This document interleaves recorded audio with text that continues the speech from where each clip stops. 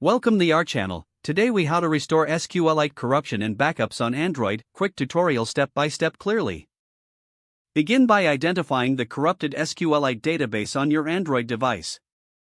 Locate the database file within your app's internal storage or external storage.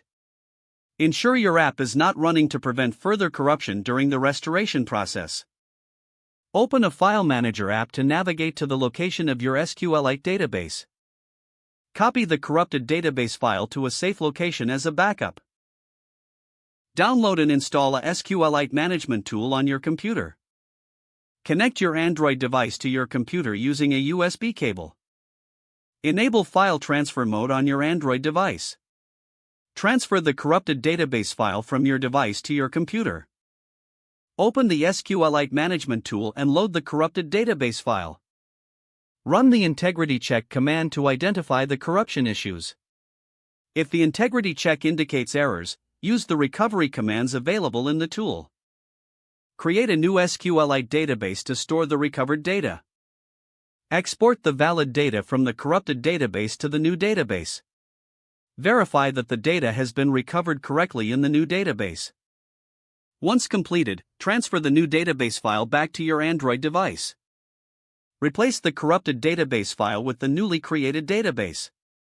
Restart your app to ensure it recognizes the restored database. Check the app functionality to confirm that the restoration was successful. If the page does not load, refresh the browser or try again in a private or incognito window. Make sure you are using the correct email address, then retype it carefully to avoid small typos. If your password is not accepted, use the reset option and create a new strong password you can remember. Check your spam folder for verification or security emails, then complete any requested confirmation steps. Enable two-factor authentication if available to improve account security and reduce unauthorized access risk. After signing in, review your profile details so your contact information and settings are accurate and current.